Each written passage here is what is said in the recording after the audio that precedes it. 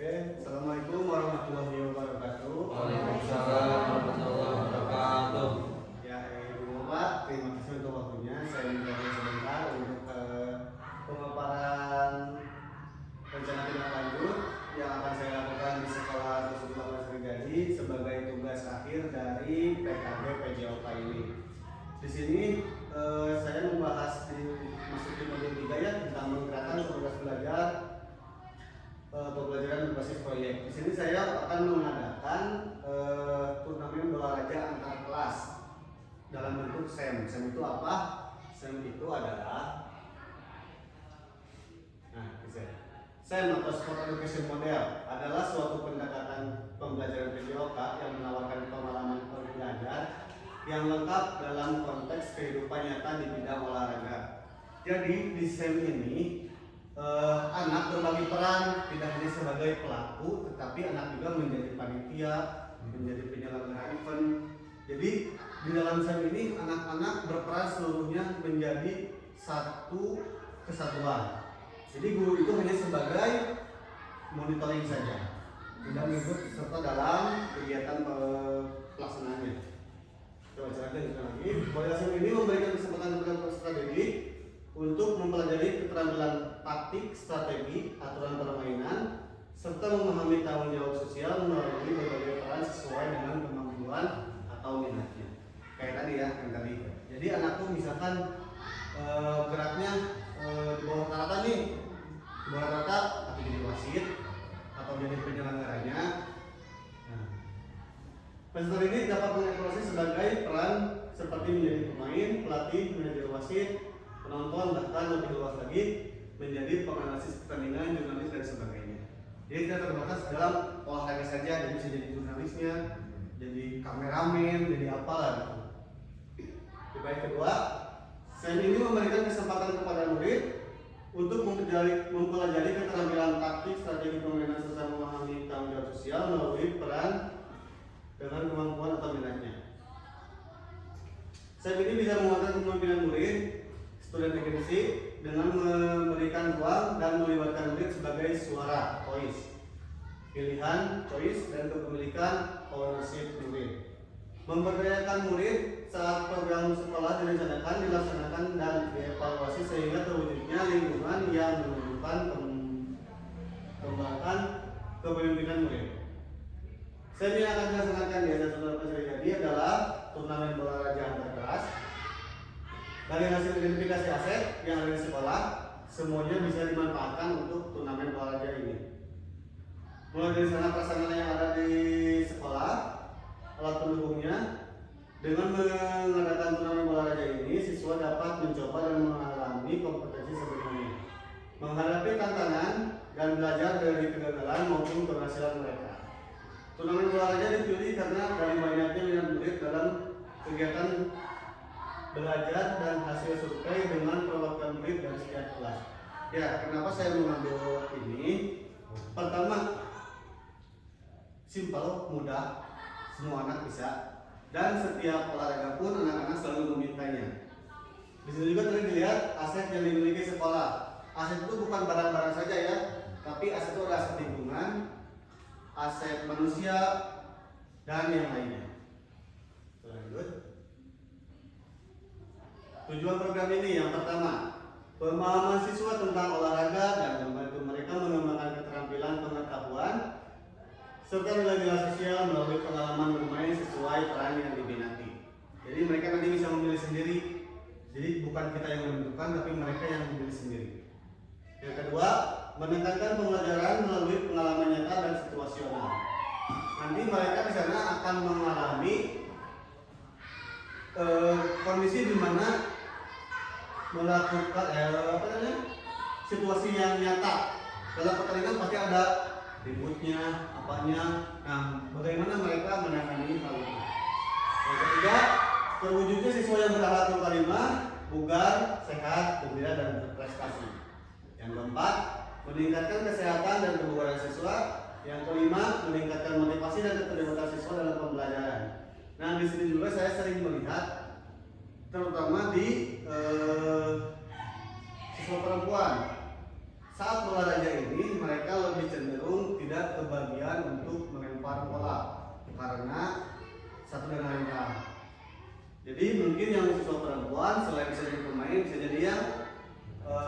yang lainnya, peran yang lainnya. Yang keenam, penerapan konsep belajar aktif di mana siswa terlibat secara langsung dalam kegiatan belajar. Lalu slide 4. Nah, ini capaian dan langkah-langkahnya. Yang pertama, capaian dan tujuan pemahaman tentang aturan permainan olahraga. Mungkin itu sudah dipahami sama anak-anak, mungkin bisa lebih menjelaskan lagi nanti. Yang kedua, pengembangan keterampilan. Yang ketiga, pemahaman taktik dan permainan. Yang keempat, sportivitas dan kerjasama tim. Yang kelima, kepemimpinan dan tanggung jawab. Langkahnya, membahas dalam technical meeting. Nanti anak-anak sebagai official timnya, pemainnya nanti akan dibukukan dalam satu pertemuan khusus dalam technical meeting untuk cara-cara bermain. Yang kedua, latihan dan pengelolaan musim. 3, menganalisis pertandingan. Keempat, olahraga dan turnamen. Yang kelima, penyelenggaraan turnamen olahraga yang menekankan pentingnya sportivitas, komunikasi, kerjasama tim dalam serangan dan pertahanan. Yang keenam, pemilihan peran dalam tahap afiliasi. Nah, ini kebagian peran. Selanjutnya, siswa yang menjadi panitia tadi itu. Kedua, siswa menjadi peserta. Ketiga, siswa menjadi pelatih atau manajer. Keempat, siswa yang menjadi wasit. Kelima, siswa yang menjadi peran lari dalam SEM. Jadi dalam SEM ini siswa berbagi peran dalam seluruh rangkaian kegiatan ini. Jadi masanya ini akan dilaksanakan mulai dari pendaftaran tanggal 19 sampai 27 November. Kemudian technical meetingnya tanggal 22 November dan pertandingannya 23 sampai 24. Dan tanggal 24-nya ada penutupan aktivitas ini. Selanjutnya, struktur program dan mitra dalam komunitas belajar. Yang pertama, program kegiatan yang dilakukan termasuk kegiatan kokulikuler. Jadi ini masuk dalam pembelajaran ya. Mungkin nanti pas pelaksanaannya tidak di tahun ini atau dekat-dekat, mungkin bisa dilaksanakan pas waktu jeda nanti semester 2 tahun yang akan datang. Ini baru sekedar perencanaan aja. Saya menyodorkan program. Yang kedua, mungkin yang terlibat dari kegiatan ini kelas 4, 5, dan 6. Ya. Saya tulis di sini baik-baik tadi baru maupun perempuan semuanya. Yang ketiga, kegiatan dilaksanakan untuk mengisi kegiatan porak dalam minimal apa tadi yang tidak tadi. KBS yang menjadi lokomotor di Komber 28 Jura ini terdiri dari kepala sekolah sebagai penanggung jawab, guru mapel PJOK sebagai fasilitator.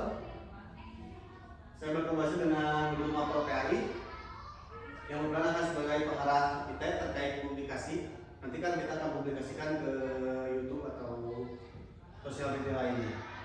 Yang selanjutnya, mitra dengan wali kelas sebagai koordinator kelas masing-masing. Nah, mungkin tugas wali kelas di sini memfasilitasi nanti pas murid akan memilih peran sebagai apa? Apakah pemain, pelatih, wasit atau yang lainnya. Terakhir, kepanitiaan peserta dan pihak lainnya yang terlibat berasal dari murid dan sponsor dari orang tua murid. Selanjutnya,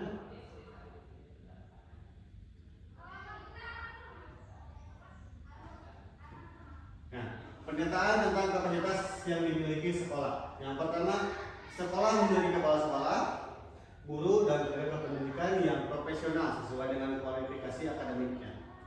Jumlahnya sekitar 20 ya kita ya? 20. Terus muridnya yang sekitar 320 orang.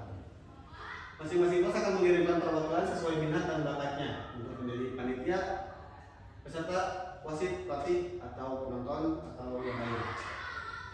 Lalu, sekolah memiliki halaman yang cukup luas, bisa dipakai untuk kegiatan PJOK dan permainan siswa. Lapangan kita cukup luas. Lalu, sekolah memiliki jaringan internet yang baik, pendukung untuk melakukan live streaming pertandingan.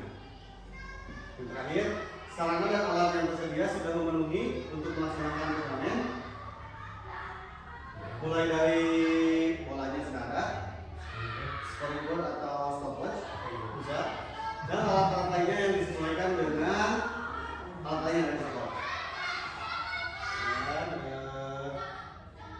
Nah, ini untuk evaluasinya ya ada 6 tahap.